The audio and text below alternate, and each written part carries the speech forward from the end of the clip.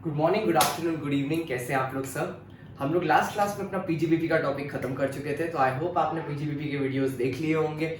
और अगर आप उसको 2-3 बार देखते हैं तो आपका सारा डर पीजीबीपी के लिए चला जाएगा। आज हम लोग अपना नेक्स्ट बड़ा टॉपिक हिट करने जा रहे हैं, जिससे बच्चे लोग स्केर्ड हैं आफ्टर पीजीबीपी इस कैपिटल गेन। क्यों? क्योंकि बात यह है कि कैपिटल गेन और पीजीबीपी इक्वली लेंथी चैप्टर है, पर डिफिकल्टी थोड़ा सा कैपिटल गेन में बच्चे लोग को ज्यादा लगता है, क्योंकि यहाँ पे कॉन्सेप्ट्स कुछ ज्यादा है। ठीक है, तो आज हम लोग कैपिटल गेन करेंगे। हम लोग ने कैपिटल गेन की क्लास, जैसे पीजीबीपी का टॉपिक है, इसको 4 पार्ट में डिवाइड किया है। जैसे कैपिटल गेन का first aspect will be about introduction, ठीक है। Next will be special cases of capital gain, next is exempted transfer, और लास्ट में होगा डिडक्शन। ठीक है, मैं आपको एक चीज बताता हूं, कैपिटल गेन होता क्या है। जब भी हम लोग एक कैपिटल एसेट को ट्रांसफर करते हैं, तो अगर कॉस्ट से ज्यादा रिकवर कर लेते हैं तो उसको कैपिटल गेन बोलते हैं। अब दिमाग में एक दो चीज आएंगी कि सर कैपिटल एसेट का मतलब क्या। अभी सिंपल वर्ड्स में समझिए, जब भी आप कोई प्रॉपर्टी को बेचते हो, ठीक है, and property can be movable और इनमूवेबल, ठीक है।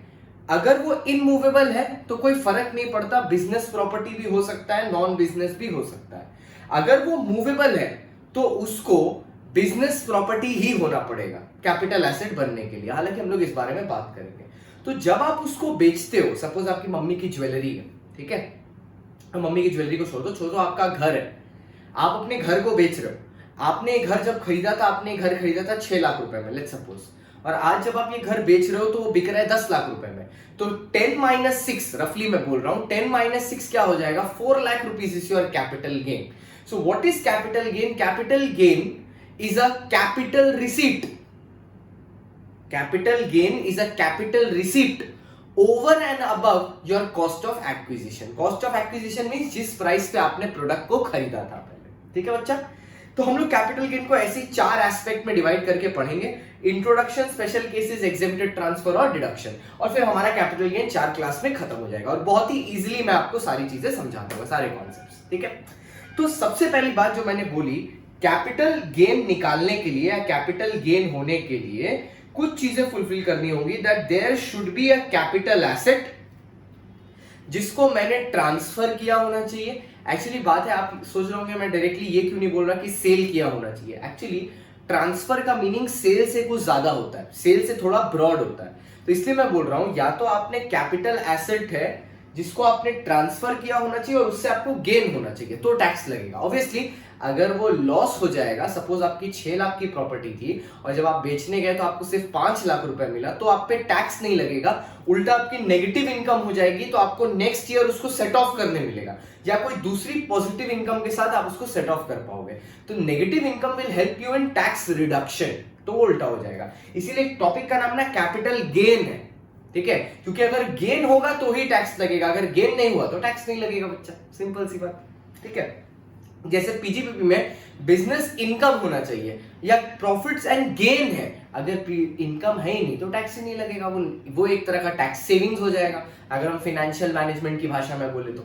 ठीक है, तो ये कैपिटल गेन्स का टॉपिक है, बहुत ही इंपॉर्टेंट टॉपिक है, इससे एक सम आता है हमेशा। ठीक है, तो हम लोग ना इन तीनों वर्ड्स का मतलब समझेंगे, कैपिटल एसेट, ट्रांसफर और गेन। ठीक है, इन तीनों एस्पेक्ट का हम लोग मतलब समझेंगे और हमारा आज का क्लास ओवर हो जाएगा इंट्रोडक्शन का। ठीक है, इसमें ही हमारा पूरा आज का क्लास हो जाएगा। सर सबसे पहले what is a capital asset? ठीक है, बोलता है it is any kind of property. मतलब कैपिटल एसेट का ना डेफिनेशन काफी वाइड है। ठीक है, देखो जिंदगी में 2 तरह का डेफिनेशन होता है, पढ़ाई लिखाई में 2 तरह का डेफिनेशन होता है। एक डेफिनेशन होता है वो बता देता है कि मैं ये चीज हूं और मैं बाकी चीज नहीं हूं, ऐसे डेफिनेशन को बोला जाता है एक्सक्लूडिंग। ठीक है, दूसरा क्या होता है, दूसरा डेफिनेशन होता है वो होता है इंक्लूसिव, बोलता है मैं इसके जैसा कुछ भी हो सकता हूं।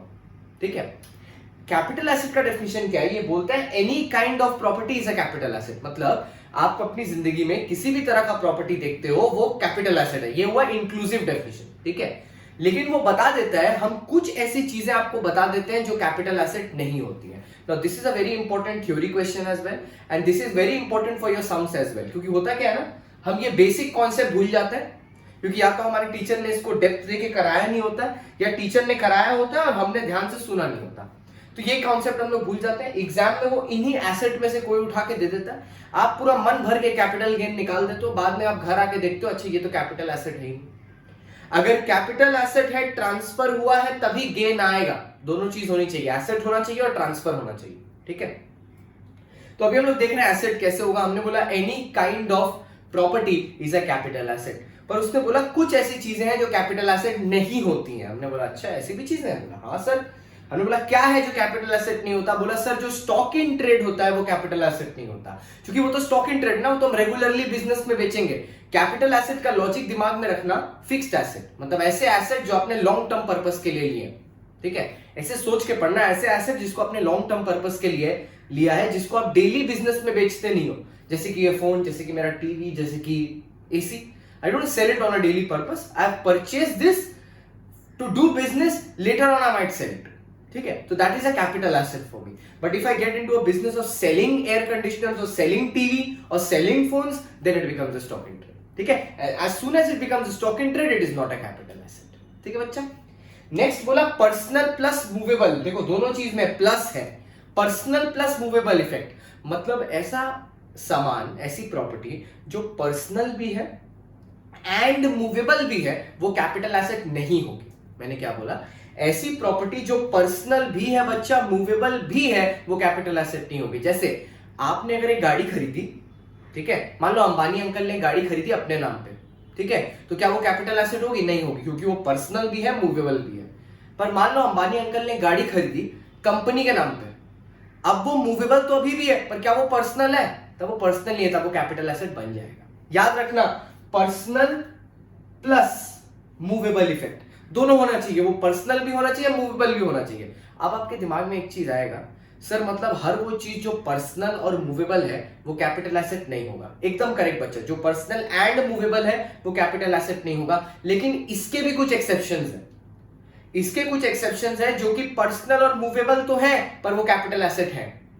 ऐसा सर? हाँ, क्योंकि इनको एक्सेप्शंस में रखना पड़ा, क्योंकि ये तो major source of capital gain है। जैसे पता है क्या, ज्वेलरी से बड़ा कैपिटल गेन कोई है? आदमी गोल्ड में इन्वेस्ट करता है। सोचो गवर्नमेंट का कितना लॉस होता अगर इतने में ही डेफिनेशन बोल के रुक गया होता बच्चों।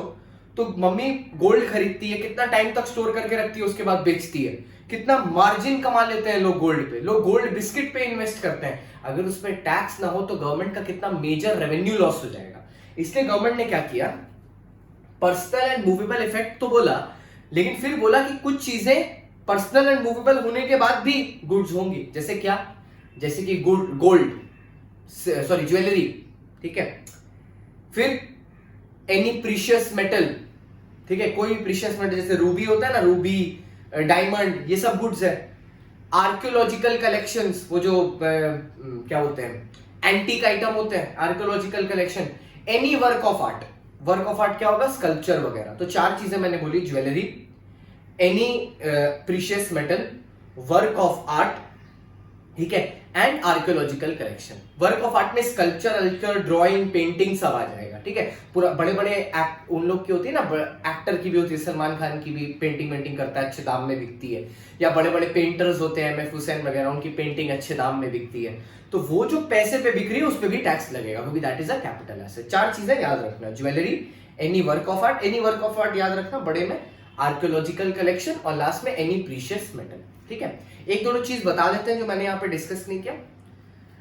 अगर आप सिल्वर यूटेंसिल्स घर में यूज करते हो खाना खाने के लिए, जो आप सिल्वर यूटेंसिल्स घर में यूज करते हो खाना खाने के लिए, वो कैपिटल एसेट नहीं होंगे, ठीक है। I know silver is a precious metal, but उसका जो यूज हो रहा है ना एवरीडे बेसिस पे, that is not making it feel like a capital asset, ठीक है। तो अगर सिल्वर यूटेंसिल्स होंगे तो नहीं होगा, लेकिन माइंड यू अगर गोल्ड यूटेंसिल्स में आप खाना खा रहे हो, आप बोलते हैं यार हम लोग बहुत रईस है, फिर भी हम लोग गोल्ड में खाते हैं, तब वो कैपिटल एसेट होगा, ठीक है। ये सब क्लैरिफिकेशंस आते हैं central board of direct taxes के। जो क्लैरिफिकेशन कैसे होता है, नॉर्मली लोगों को कंफ्यूजन होता है, ठीक है। लोग गवर्नमेंट के पास क्वेश्चन आंसर करते हैं, इनकम टैक्स डिपार्टमेंट से क्लैरिफिकेशन मांगते हैं। CBDT, which is the Central Board of Direct Taxes, they provide us with this clarification, ठीक है। ये क्लैरिफिकेशंस आपके सिलेबस का पार्ट होंगे CA फाइनल में जाके, ठीक है। ये जस्ट मेरे को अभी थोड़ा इंटरेस्टिंग लग रहा था तो मैंने बता दिया। ठीक है।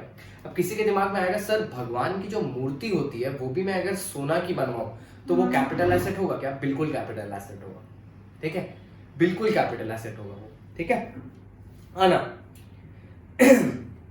उसके बाद क्या कैपिटल एसेट नहीं है? Rural agriculture land, it says rural agriculture land, मतलब urban agriculture land is a capital asset but rural agriculture land is not a capital asset, ठीक है। अब how do we identify whether it is rural या urban, थोड़ी देर बाद हम लोग देखेंगे। अभी कितने हुए? 3 हुए, स्टॉक इन ट्रेड हुआ, पर्सनल मूवेबल इफेक्ट हुआ और क्या हुआ? Rural agriculture land. नेक्स्ट आते हैं बच्चा, ठीक है। नेक्स्ट बोलता है gold deposit bonds which are issued under gold deposit scheme. कुछ गोल्ड डिपॉजिट बॉन्ड्स होते हैं जो गोल्ड डिपॉजिट स्कीम के अंदर इशू होते हैं, जहां पे आप एक्चुअल गोल्ड नहीं खरीदते हो, आप पैसा देके गोल्ड के वैल्यू जैसा कुछ खरीदते हो। जैसे कुछ दिन पहले पेटीएम गोल्ड आया था ना, जैसे आप गोल्ड में इन्वेस्ट कर सकते हो थ्रू पेटीएम, वहां पे आप 100 रुपए भी गोल्ड पे लगा सकते हो। तो ये क्या है? आप गोल्ड के बॉन्ड्स खरीदते हो जिसकी वैल्यू ना गोल्ड के मार्केट प्राइसेस से फ्लक्चुएट करती है, या एक तो फिक्स्ड रेट ऑफ इंटरेस्ट मिलता है आपको, ठीक है। It's like investing gold without actually being having to hold gold in your hand, ठीक है। हम लोग फाइनेंस में ये भाषा यूज करते हैं, without actually holding the asset in your hand. यहां पे gold is an underlining asset. What do you mean by an underlining asset? जब एक ओवरलाइनिंग सिक्योरिटी का वैल्यू एक अंडरलाइनिंग एसेट से, जब एक दूसरे एसेट से डिफाइंड होता है, we call the other asset as underlining asset, ठीक है। जैसे डेरिवेटिव भी होता है मार्केट में।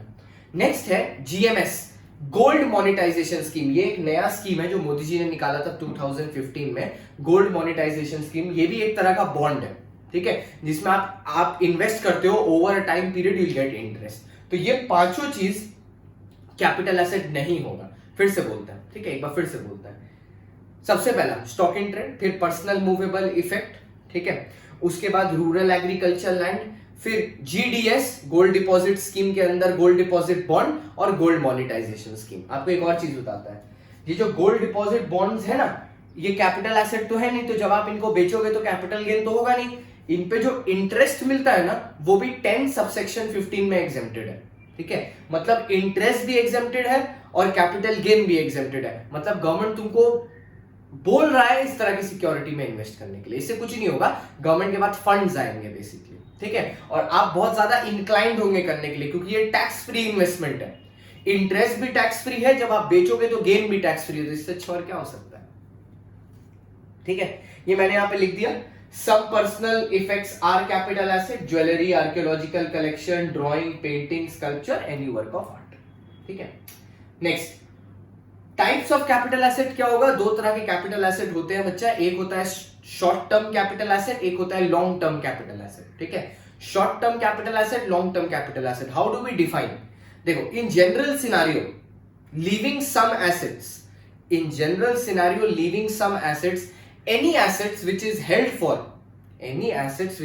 for 36 or more months, any assets which is held for 36 or more months, मतलब more than 36 months, sorry 36 and more नहीं, more than 36 months is a long term capital asset, ठीक है।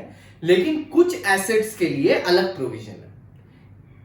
कॉमन एसेट्स के लिए in general terms any asset which is held for more than 36 months is a long term capital asset. लेकिन कुछ asset के लिए exemption है। कौन कौन से एसेट के लिए? जैसे listed equity shares, equity oriented mutual fund, listed equity share, equity oriented mutual fund, zero coupon bond, UTI, ठीक है। मैंने क्या क्या बोला, एक बार फिर से बोलता हूं।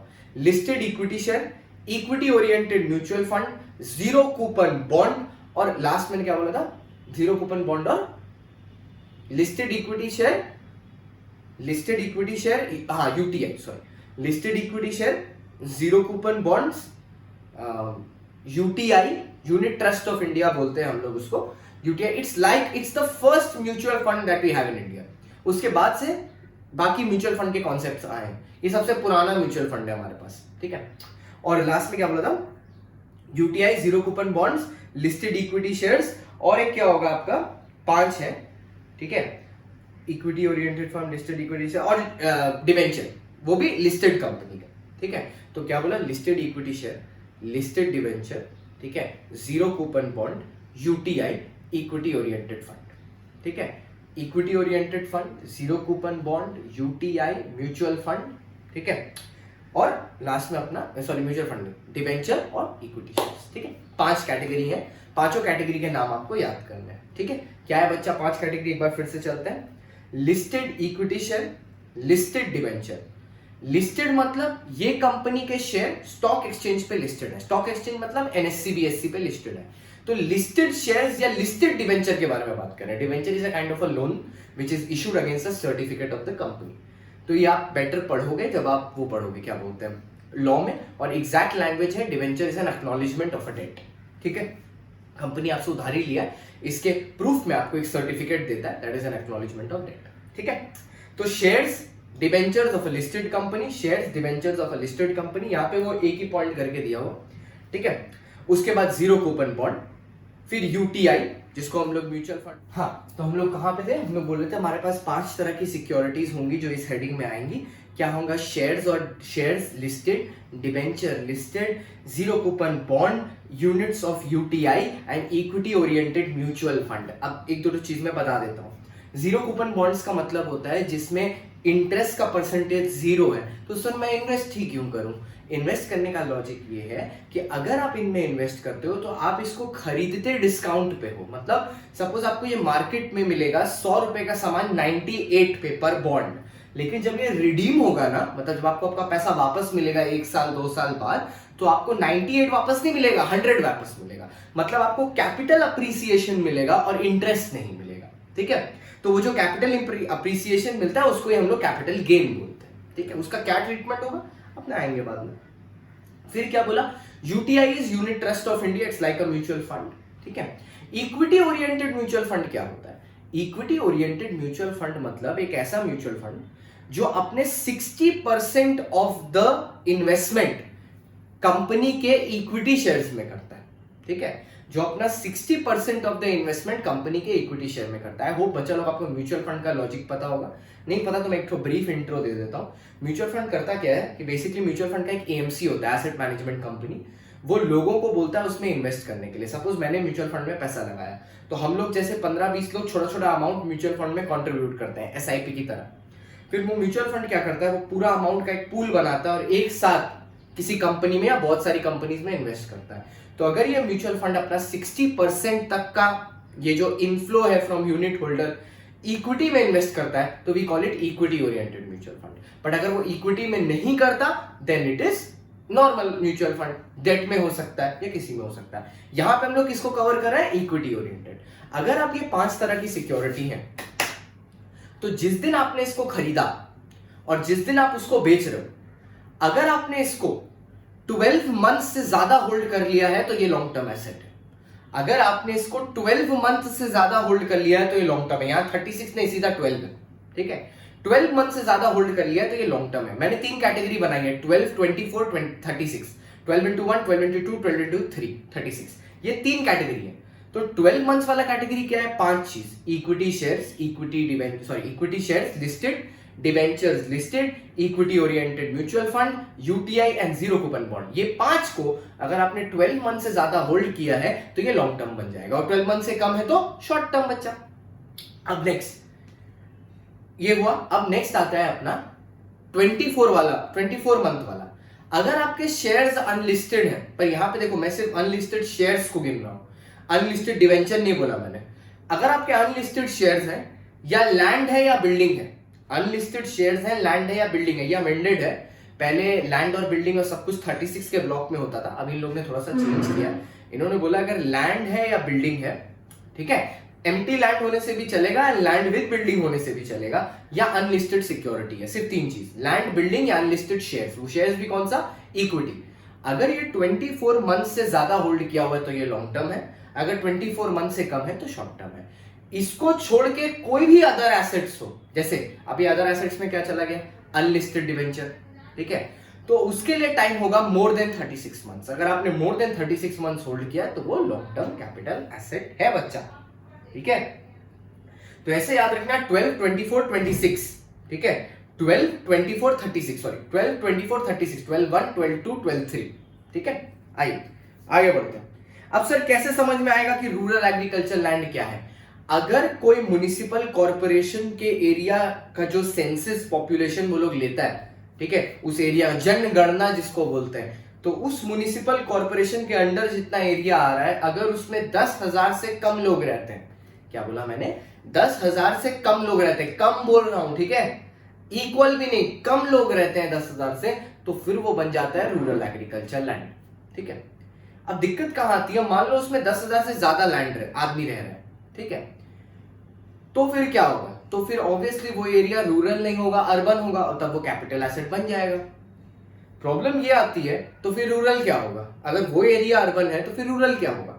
तो दो तरीके होते हैं डेफिनेशन के, एक तरीका होता है डेफिनेशन आपको ये बता दे कि वो क्या है, और एक तरीका होता है डेफिनेशन ये बता दे आपको कि वो क्या नहीं है। हम एग्जांपल देता है, जैसे एक डेफिनेशन आपको मिलता होगा प्राइवेट कंपनी का और पब्लिक कंपनी का। जैसे अगर आप प्राइवेट और पब्लिक का डेफिनेशन देखो, कितना बढ़िया डेफिनेशन है, what is a public company which is not a private company and what is a private company which is not a public company. ये क्या हुआ, ये डेफिनेशन बताता है मैं क्या नहीं हूं।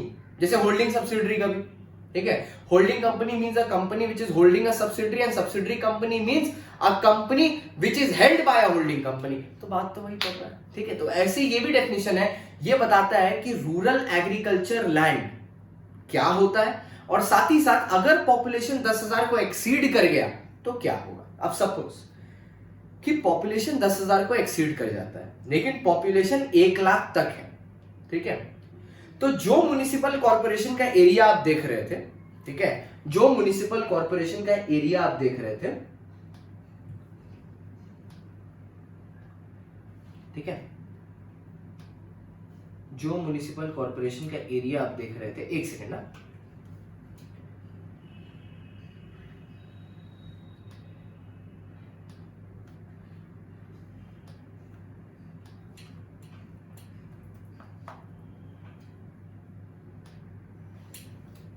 ठीक है, जो म्युनिसिपल कॉर्पोरेशन के एरिया आप देख रहे थे, suppose this is the area that you were looking for, sorry drawing बहुत खराब है मेरा, सपोज ये वो म्युनिसिपल कॉर्पोरेशन के एरिया था जो आप देख रहे थे, जिसका पॉपुलेशन 10,000 से कम था, तो ये तो हो गया रूरल, ये तो हो गया रूरल। अब दिक्कत क्या हुआ है कि ये पॉपुलेशन का एरिया, मतलब ये पॉपुलेशन का एरिया 10,000 से ज्यादा हो गया। अब जैसे ये 10,000 से ज्यादा हुआ तो ये बन गया अर्बन, सॉरी, जैसे ये 10,000 से ज्यादा हुआ तो ये बन गया अर्बन। अब एक बार अगर ये 10,000 से ज्यादा हो गया, ये एरिया अगर 10,000 से ज्यादा हो गया, ये अंदर वाला एरिया, तो ये एरिया बन गया अर्बन।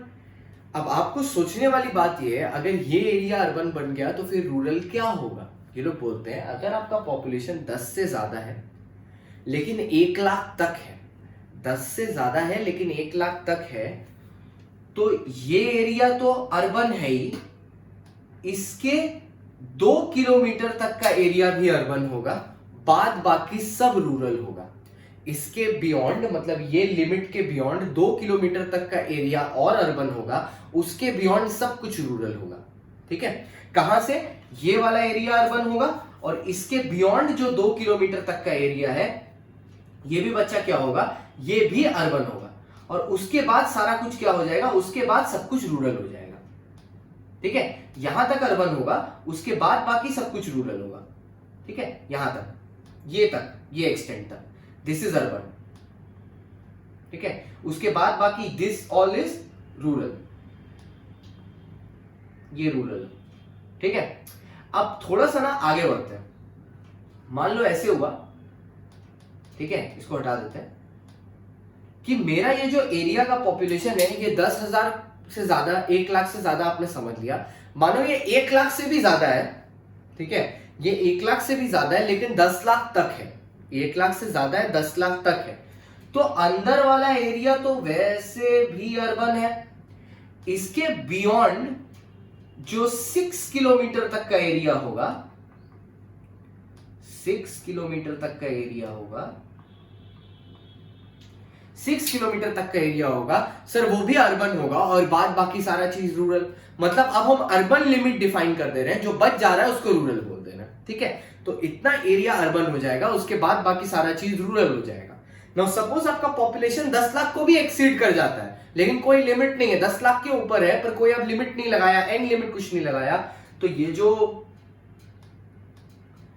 अंदर वाला हिस्सा है ये तो अभी भी अर्बन है, ये तो अभी भी अर्बन है क्योंकि 10,000 के ऊपर है। इसके बियॉन्ड का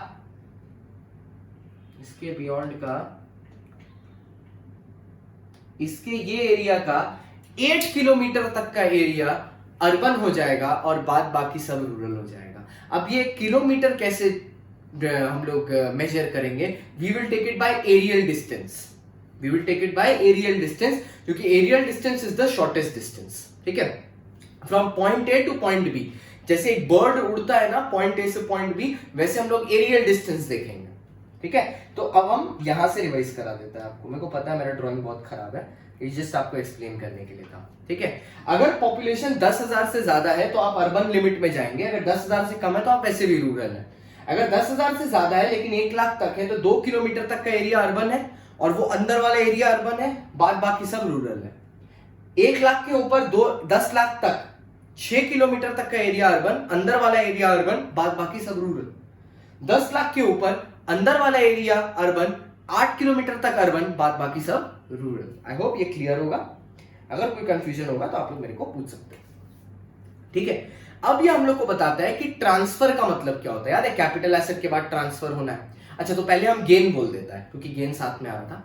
लॉन्ग टर्म एसेट से लॉन्ग टर्म गेन ही होगा और शॉर्ट टर्म एसेट से शॉर्ट टर्म गेन ही होगा। Gain means sale consideration, the sale price being more than your cost of acquisition, common sense, ठीक है।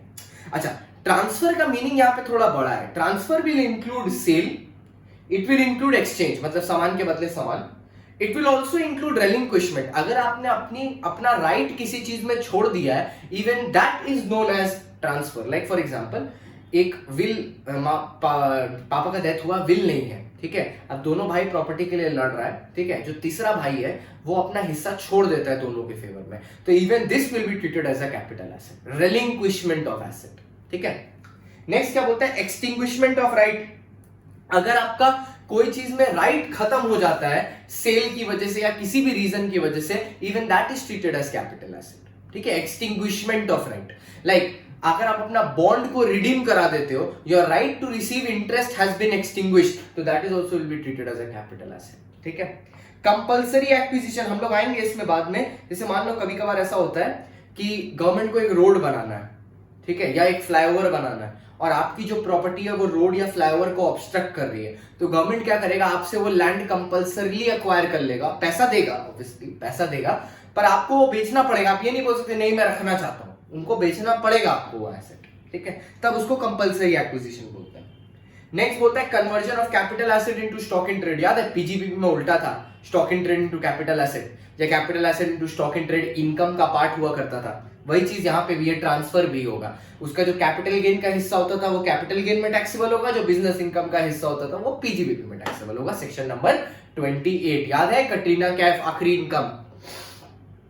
याद नहीं रखते बच्चे लोग, पढ़ा करो। Allowing possession of any immovable property, अगर आपने अपनी इमूवेबल प्रॉपर्टी का पोजेशन किसी और को दे दिया, even that will be treated as a capital asset. Maturity of a zero coupon bond, जिस दिन वो मैच्योर हो जाता है, मैंने बोला था क्योंकि मैं मैच्योरिटी पे जो गेन का पोर्शन होता है उस पे टैक्स लूंगा, उस 2 रुपए पे जो 98 और 100 के बीच का फर्क है, इसलिए मैंने उसको ट्रांसफर की डेफिनेशन के अंदर डाला, वरना तो वो एग्जाम चला जाता। और लास्ट वाला इतना इंपॉर्टेंट नहीं, हालांकि मैं बता देता हूं। मान लो किसी कॉर्पोरेटिव सोसाइटी में मेंबर बनने के लिए मैंने उसका शेयर्स में इन्वेस्ट किया, मतलब उसमें एक शेयर कंट्रीब्यूट किया कॉर्पोरेटिव सोसाइटी का मेंबर बनने के लिए, ठीक है। और उस शेयर इन्वेस्ट करने से मेरे को कॉर्पोरेटिव सोसाइटी का एक इमूवेबल प्रॉपर्टी मिला, ठीक है। जैसे घर नहीं निकालते हैं लॉटरी में हम लोग, लॉट में कॉर्पोरेटिव सोसाइटी फिर पेमेंट करके घर लेना होता है। तो अगर मैंने उस प्रॉपर्टी को बेचा है, इमूवेबल प्रॉपर्टी को किसी और के फेवर में मैंने उसको बेच दिया, ठीक है। अगर उस शेयर में इन्वेस्ट करने की वजह से मेरे को प्रॉपर्टी मिली थी, अगर मैंने उस शेयर को किसी और को ट्रांसफर कर दिया या उस प्रॉपर्टी को किसी और को ट्रांसफर कर दिया, दोनों को ट्रांसफर माना जाएगा, ठीक है। ट्रांसफर कर दिया ऐसे मतलब दे दिया या ट्रांसफर कर दिया, that is what I mean. अच्छा, ये देखो एक चीज, ठीक है, ऐसे हम लोग सम्स करेंगे बच्चा लोग। अगर शॉर्ट टर्म कैपिटल एसेट होगा, sale consideration less transfer expenses, मतलब बेचने का जो खर्च, जैसे ब्रोकरेज देना पड़ता है ना, ऐसे अगर मान लो अगर कोई रियल एस्टेट एजेंट से आप अपना घर बना रहे हो तो उसका कमीशन आपको देना पड़ेगा। Is equal to net consideration less cost of acquisition less cost of improvement. Cost of acquisition मतलब जितने में आपने खरीदा था, कॉस्ट ऑफ इंप्रूवमेंट मतलब अगर आपने उसमें कोई अच्छा काम कराया है, जैसे घर खरीदा था एक और फ्लोर बनवा दिया, घर खरीदा था इंटीरियर डिजाइनिंग कर दिया, मतलब ऐसा कोई चीज जिसकी वजह से आपके एसेट की मार्केट वैल्यू बढ़ती है, दैट इज कॉल्ड इंप्रूवमेंट। ठीक है, वो भी आप यहाँ पे माइनस करोगे और फिर आपका या तो शॉर्ट टर्म कैपिटल गेन आ जाएगा या लॉस आ जाएगा, डिपेंडिंग प्रॉफिट है या लॉस। ठीक है, जब लॉन्ग टर्म आता है तो आपको एक बात समझनी पड़ेगी, आपको एफएम में फाइनेंशियल मैनेजमेंट में आपने टीचर ने बताया होगा कि money today and money tomorrow won't be same. As in 100 रुपए में अगर मैं आपको आज दूं और 100 रुपए मैं आपको बाद में दूं, एक साल बाद, दोनों फेस वैल्यू पे तो 100 रुपए ही रहेगा, बट उसका परचेजिंग पावर घट जाएगा। With inflation the purchasing power of money declines, और इंडिया में तो बहुत हाई इन्फ्लेशन है। इसीलिए मान लो अगर मैंने एक प्रॉपर्टी 20 साल पहले खरीदी थी और आज मैं उसको 20 साल बाद बेच रहा हूं, हो सकता है मैंने 20 साल बाद उसको 20 साल पहले उसको 6 लाख में खरीदा था और आज उसका प्रॉपर्टी का वैल्यू 6 करोड़ रुपए है, तो मैं 6 करोड़ से 6 लाख अगर माइनस करके टैक्स लगाऊं तो दैट इज इनजस्टिस, क्योंकि वो इंडेक्स और ये इंडेक्स में बहुत फर्क है, उस टाइम के इन्फ्लेशन में और अभी के। तो मैं क्या करूंगा, 6 लाख को उस टाइम से आज की वैल्यू में खींच के लेके आऊंगा। कैसे करूंगा, इंडेक्स नंबर से मल्टीप्लाई करके। ये इंडेक्स नंबर्स आपको एग्जाम में दिए रहेंगे, कैसे दिखते हैं मैं आपको दिखाता हूं थोड़ा सा। ठीक है, मैं दिखाता हूं आपको। इन्फ्लेशन इंडेक्स,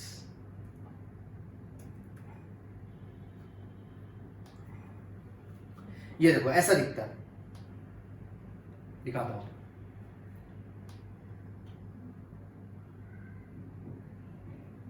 इसको कॉस्ट इन्फ्लेशन इंडेक्स बोलते हैं, CII।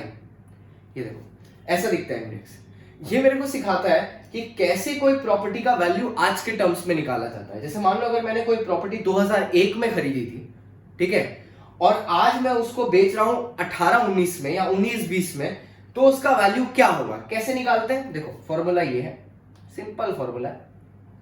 ठीक है, मेरा cost of acquisition 6 lakh into the index of the year of transfer, जिस साल में मैं बेच रहा हूं। तो फॉर एग्जांपल अगर मैं इससे देख के निकालूं तो लेट्स सपोज मैं ईयर में बेच रहा हूं 18-19 में, ठीक है, 18-19 का इंडेक्स हो गया 2280, तो मैं क्या करूंगा,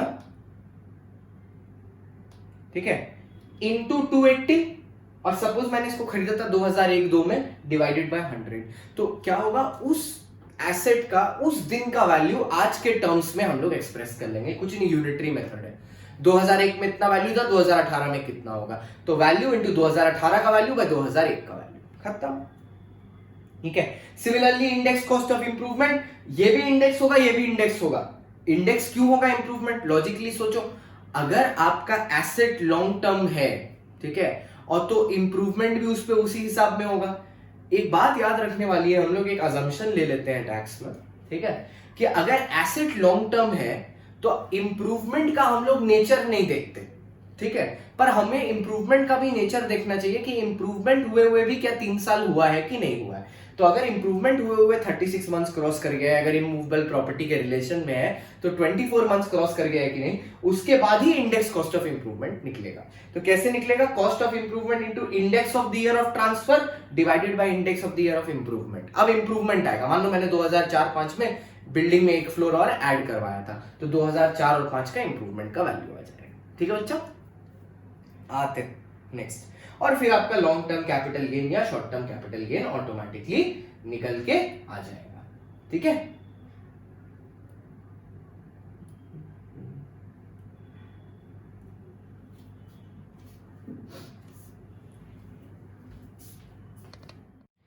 हम लोग अपने नेक्स्ट सेक्शन पे आते हैं बच्चे लोग। नेक्स्ट सेक्शन है हमारा 55।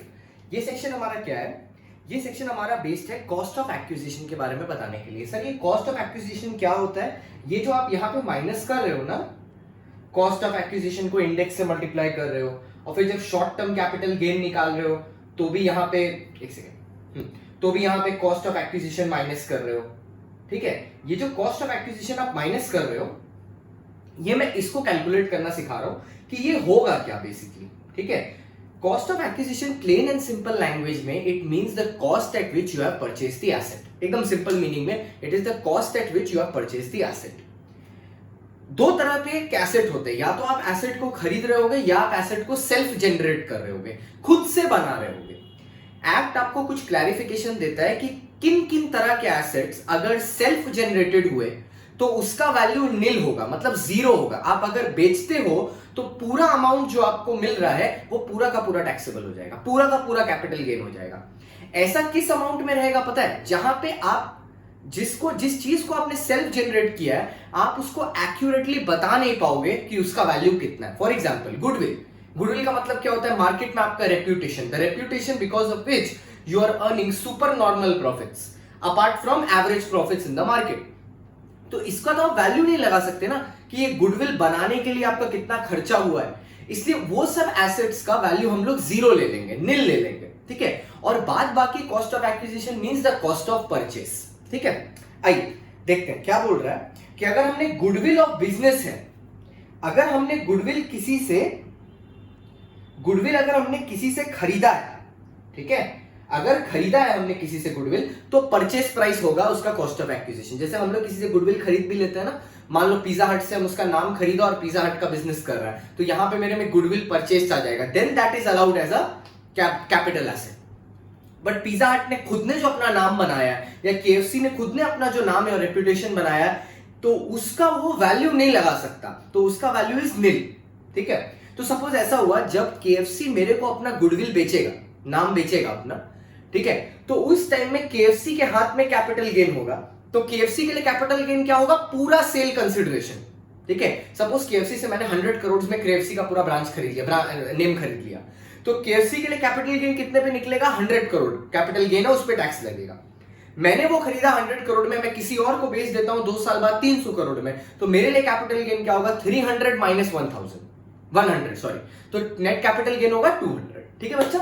आइए, तो अक्वायर्ड है परचेज प्राइस, और क्या बोल रहा है एक बात ध्यान रखना, गुडविल ऑफ बिजनेस बोल रहा है। गुडविल ऑफ प्रोफेशन होगा अगर, तो उसका आप जो भी वैल्यू दोगे, सेल्फ जनरेट आपने किया है, उसका जो भी वैल्यू आप बताओगे उसको इनकम टैक्स अग्री कर लेगा। यही एक तो फ्लॉ रह गया इनकम टैक्स में। यहां पे इन लोगों को लिखना चाहिए था goodwill of business and profession, लेकिन इन्होंने सिर्फ लिखा goodwill of business.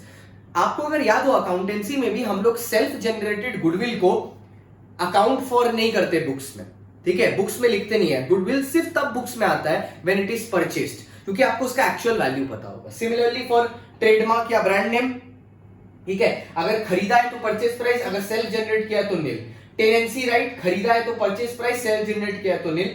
Stage carriage permit, मतलब एक जगह से दूसरी जगह जाने के लिए जो आप स्टेज कैरेज का लाइसेंस खरीदते हो, ठीक है, वो अगर आपने परचेस किया तो परचेस प्राइस होगा, अगर आपको सेल्फ जनरेट हुआ है तो नील होगा। सिमिलरली राइट टू मैन्युफैक्चर की अगर परचेस प्राइस है, अगर खरीदा है तो परचेस प्राइस और ये है तो नील। आपको बस ये नाम एक बार गो थ्रू करना है, याद करना है। Right to carry on business and profession, खाली ये देखना है एक बार, ठीक है। ऊपर है गुडविल ऑफ बिजनेस, लेकिन right to carry on business और प्रोफेशन है, मतलब अगर मैंने राइट बेचा है कि मेरे बिहाफ पे आप बिजनेस चला सकते हो या बिजनेस कर सकते हो, तो या वो बिजनेस हो या प्रोफेशन, दोनों केस में सेल्फ जनरेटेड इज नील। लेकिन goodwill is only of business which is nil, ठीक है। प्रोफेशन में अगर गुडविल होगा तो जो वैल्यू होगा वो आपको मानना पड़ेगा, ठीक है बच्चा। अब एक और चीज, नॉर्मली अगर कोई एसेट आपने 1/4/2001 के बाद खरीदा है, 1/4/2001 के बाद खरीदा है, तो जिस वैल्यू पे आपने उसको खरीदा है वही कॉस्ट ऑफ एक्विजिशन होगा, ठीक है। मतलब मान लो मैंने एक घर खरीदा 2005 में और आज मैं उसको बेच रहा हूं, मैंने वो घर खरीदा था 20 लाख रुपए में, तो cost of acquisition is 20 lakh. उसके बाद हम उसको इंडेक्स से मल्टीप्लाई करेंगे, वो अलग बात है, ठीक है, पर main cost of acquisition will be 20 lakh itself. लेकिन अगर मैंने कोई भी प्रॉपर्टी 1/4/2001 के पहले खरीदी है, किसके पहले खरीदी है? 1/4/2001 के पहले खरीदी है, तो फिर उसका कॉस्ट ऑफ एक्विजिशन होगा फेयर मार्केट वैल्यू, मतलब उस प्रॉपर्टी का fair market value on the date of 1/4/2001, ठीक है, मतलब 1/4/2001 को उसका फेयर मार्केट वैल्यू कितना है, या उसका कॉस्ट ऑफ एक्विजिशन जिस टाइम पे मैंने खरीदा था, विच एवर इज हायर, वो वैल्यू होगी, ठीक है। ऐसे सपोज मैंने एक बिल्डिंग खरीदी थी 1999 में, ठीक है, 1999 में, और वो बिल्डिंग मैंने खरीदी थी 20 लाख रुपए में। 1/4/2001 को, ठीक है, उस बिल्डिंग का वैल्यू है 10 लाख रुपए, ठीक है। तो इस केस में whichever is higher 20 lakh रुपए आ जाएगा वैल्यू।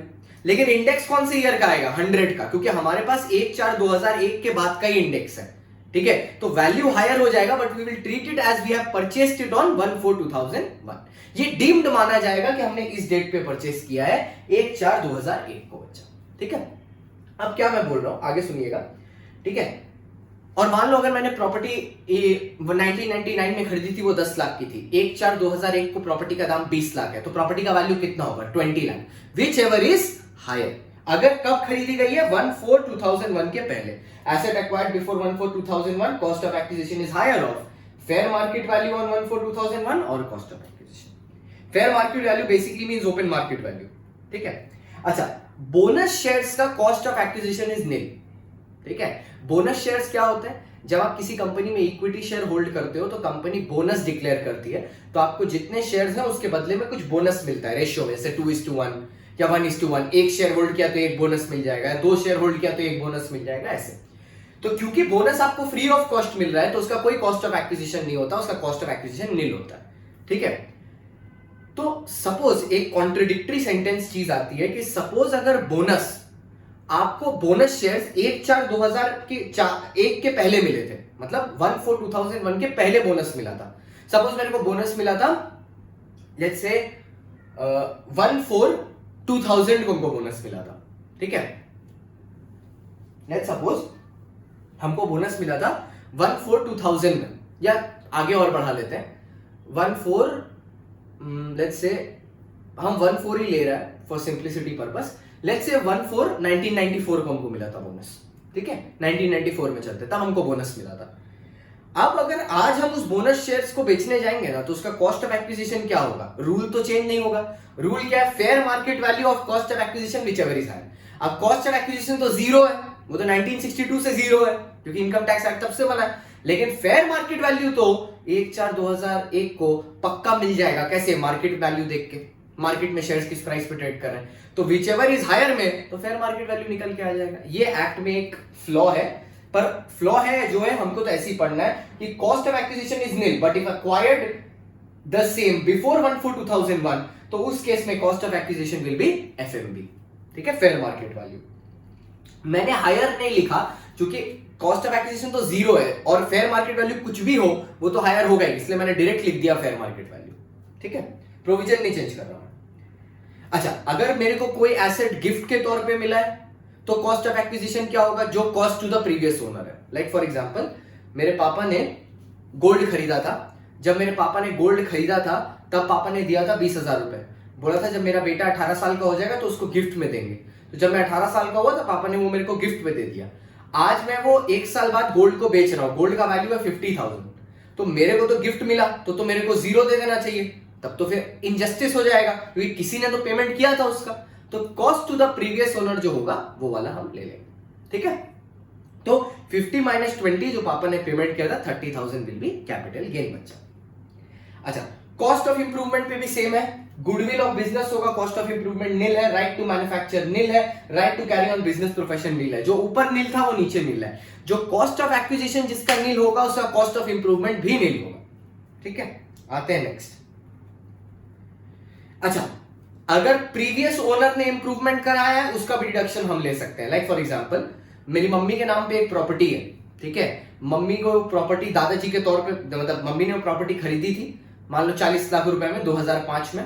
उसके बाद मम्मी ने 2006 में उस प्रॉपर्टी में 2 मंजिल और बनवाई। ठीक है, जिसका खर्चा 10-10 लाख रुपए और लगा, तो 40 लाख की प्रॉपर्टी 10-10 लाख का इंप्रूवमेंट का खर्चा 20 लाख। उसके बाद मम्मी ने वो प्रॉपर्टी मेरे को गिफ्ट कर दिया, आज हम वो प्रॉपर्टी बेच रहे हैं तो गिफ्ट में मिला, cost to the previous owner तो हो ही जाएगा मेरा कॉस्ट ऑफ एक्विजिशन। साथ ही साथ जो प्रीवियस ओनर का इंप्रूवमेंट भी है वो भी मेरा कॉस्ट ऑफ एक्विजिशन में, मतलब कॉस्ट ऑफ इंप्रूवमेंट में माइनस कर सकते हैं बच्चा।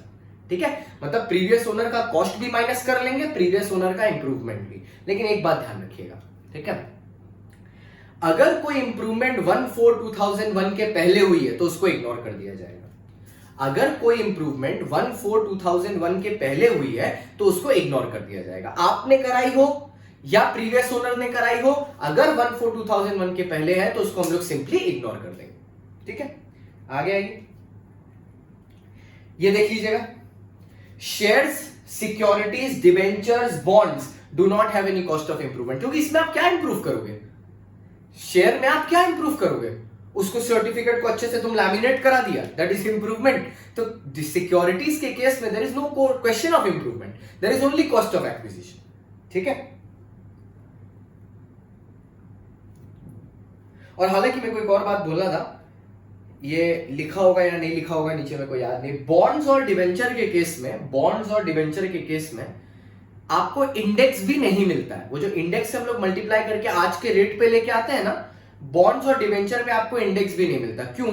क्योंकि बॉन्ड्स और डिवेंचर्स मार्केट में बहुत कम फ्लक्चुएट होता है। ठीक है, इसलिए इसमें इंडेक्सेशन नहीं मिलता। सिर्फ सॉवरेन गोल्ड बॉन्ड्स जो होते हैं, सिर्फ नाम सुन के रखिएगा, सॉवरेन गोल्ड बॉन्ड्स जो होते हैं उस पे आपको ये मिलता है, क्या बोलते हैं, इंडेक्स का बेनिफिट मिलता है। बाकी किसी पे आपको इंडेक्स का बेनिफिट नहीं मिलता है बच्चे।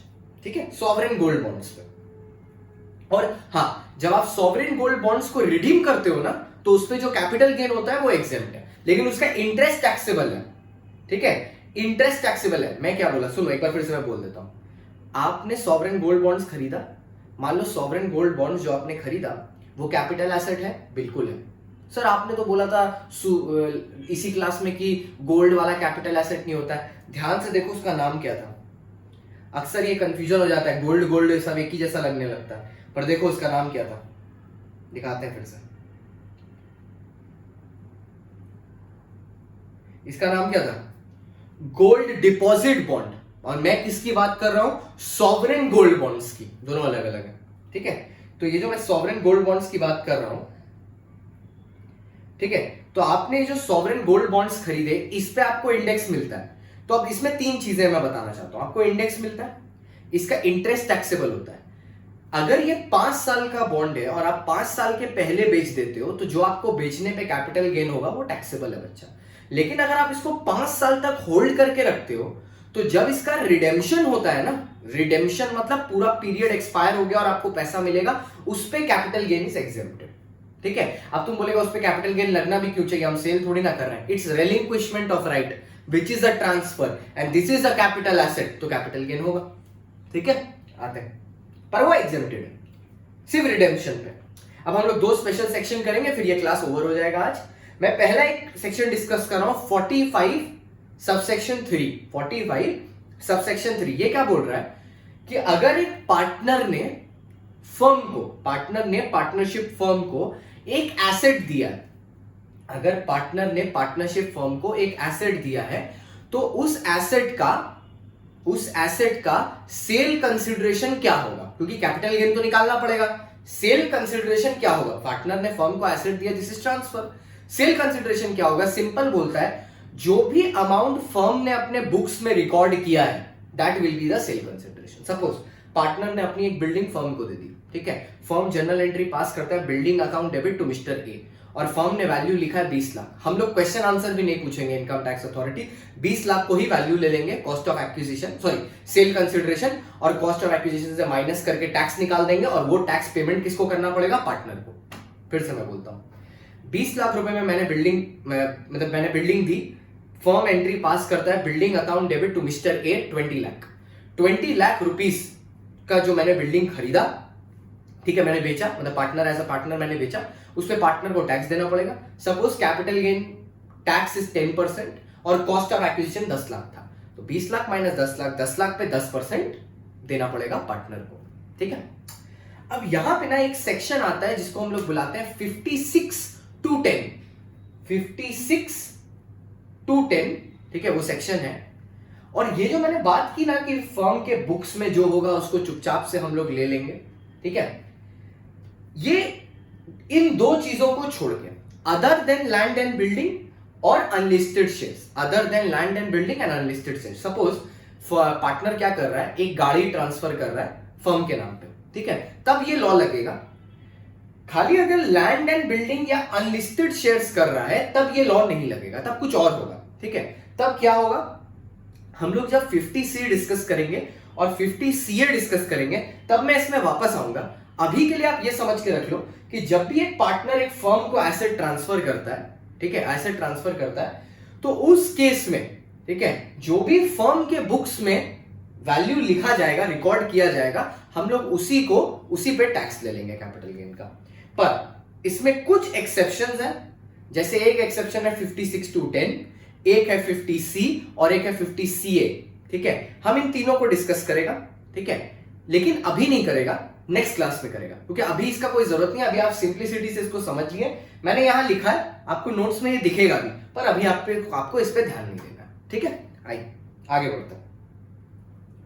अच्छा, अब अगर उल्टा हो, उल्टा कैसे होगा सर?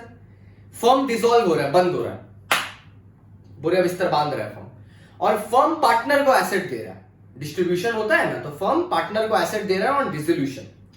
लॉ क्या बोलता है? एकदम सरल, अगर फर्म पार्टनर को एसेट दे रहा है, क्योंकि फर्म डिसॉल्व हो रहा है, फर्म बंद हो रहा है, ठीक है, तो cell consideration will B FMV of the asset, fair market value of the asset, ठीक है। हम पता है क्यों यहां पे लिख नहीं रहा कि सेल प्राइस, क्योंकि जब डिसोल्यूशन के टाइम में एसेट दिया जाता है ना, तो उसके बदले में पार्टनर कुछ नहीं देता है, पार्टनर को एसेट दिया जाता है क्योंकि बांट के बिजनेस बंद करना होता है, ठीक है। तो जो भी पार्टनर को एसेट मिल रहा है, उसका सेल कंसिडरेशन क्या होगा पार्टनर के लिए, मतलब पार्टनर को जो मिल रहा है सेल कंसिडरेशन क्या होगा? Sale consideration will be fair market value of the asset, ठीक है। अब जो भी fair market value of the asset मिल रहा है, ठीक है, अब यहां पे ना 56:10 का एप्लीकेबिलिटी होगा, ना 50C का एप्लीकेबिलिटी है, ना 50CA का एप्लीकेबिलिटी है। वो पता है क्यों है? क्योंकि यहां लिखा है फेयर मार्केट वैल्यू। एक्चुअली जो 50C, 50C और 56:10 है ना, वो तीनों सेक्शन यही बात करते हैं कि जब आप ट्रांसफर कर रहे हो, अगर आपने लेस देन एफएमवी ट्रांसफर किया है, तो जो रिसीवर है ना, जिसको वो मिल रहा है, जो डिफरेंस अमाउंट है between FMV and actual sale price, वो रिसीवर के हाथ में will be taxable as income from other sources, ठीक है। तो डबल टैक्सेशन हो जाता है, वो मैं सिखाऊंगा नेक्स्ट क्लास में, उसको भी छोड़ दो। यहां पे वो नहीं हो सकता, क्योंकि यहां पे तो sale consideration he FMV of the asset होगा, ठीक है। तो the cell consideration will B FMV of the asset, fair market value of the asset, ठीक है। तो जो भी फेयर मार्केट वैल्यू होगा, जैसे मान लो अगर फर्म ने बिल्डिंग दे रहा है एक पर्टिकुलर पार्टनर को, तो फेयर मार्केट वैल्यू 50 लाख, तो 50 लाख सेल कंसिडरेशन लेस जो भी कॉस्ट ऑफ एक्विजिशन है, जितना कैपिटल गेन आएगा, suppose cost of acquisition is 25 lakh, cost of acquisition 25 lakh minus कर लिया, जो 25 लाख कैपिटल गेन है, लॉन्ग टर्म या शॉर्ट टर्म, उस पर टैक्स कौन देगा? फर्म देगा, क्योंकि टैक्स कौन देता है? ट्रांसफरर देता है, नॉट द ट्रांसफरी। जो बेच रहा है, जिसको इनकम मिलेगी, वही तो टैक्स देगा ना, ठीक है। तो देखो वही मैंने लिखा है, capital gain is taxable in the hands of the firm. With this we conclude our first lecture. The introduction portion of capital gain is over. 4 class में कैपिटल गेन खत्म करा देंगे, याद भी करा देंगे, बस एक क्लास 3 बार देखना है आपको। छोटे छोटे क्लासेस हैं 40-40 मिनट के, देख के आप 3 बार अगर खत्म कर देंगे तो पूरा चीज आपके दिमाग में सेट हो जाएगा। और एक न्यूज है छोटी सी, सुप्रीम कोर्ट की तरफ से जजमेंट आ गया है। मोस्ट लाइकली है कि जो सेम 4 के एग्जाम, और बच्चे लोग खुश हो रहे थे कि सेम 4 के एग्जाम नहीं देने पड़ेंगे, तो सेम 4 के एग्जाम्स आपको देने पड़ेंगे। मैं एक अनाउंसमेंट कर देता हूं, सेम 4 के जो आप एग्जाम्स दोगे, उसमें जो टैक्स का सिलेबस है, मैं 100% यहाँ आपको पूरा फ्री कोर्स प्रोवाइड कर रहा हूँ, तो आप लगे हाथ देखते रहो।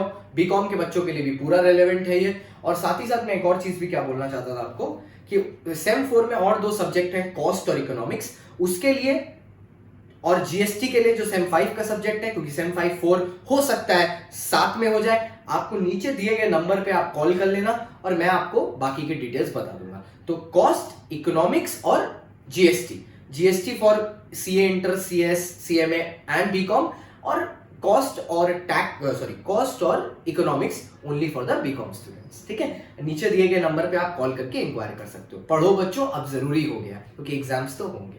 Thank you so much. Like करिएगा, शेयर करिएगा, अच्छा लगे सब्सक्राइब करिएगा। Thank you so much for watching.